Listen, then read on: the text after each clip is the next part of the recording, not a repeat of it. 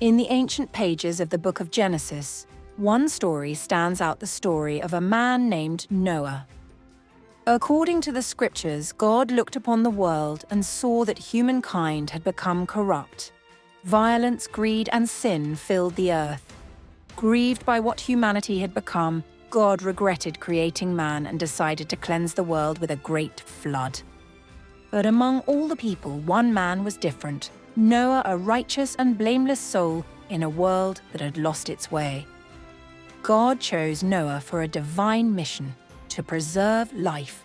He instructed him to build an enormous ark, a vessel large enough to hold his family and a pair of every living creature on earth, male and female.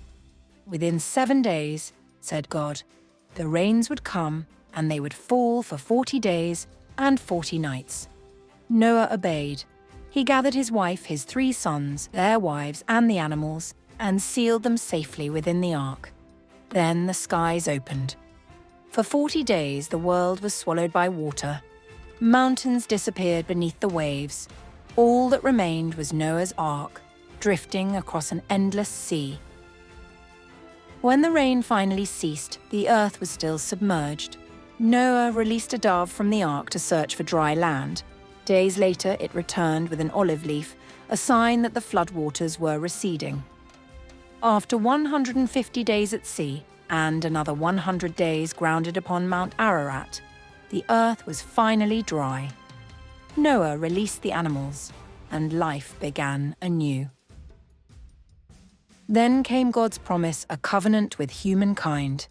He vowed never again to destroy the world by flood. As a sign of this eternal promise, he placed a rainbow in the sky.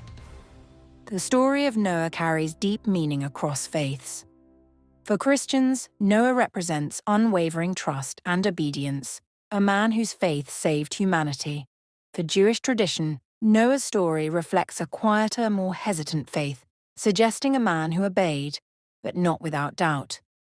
Beyond its spiritual lessons, the story also reveals unique details. It marks the first appearance of wine in the Bible, when Noah becomes drunk after the flood, a moment of human frailty in the midst of divine purpose. And God's command to Noah, "Be fruitful and multiply," echoes earlier words to Adam and Eve and later to Jacob, reminding us that life, no matter how fragile, always begins again. The story of Noah is not just about destruction, but about renewal, faith, and the enduring covenant between God and humanity.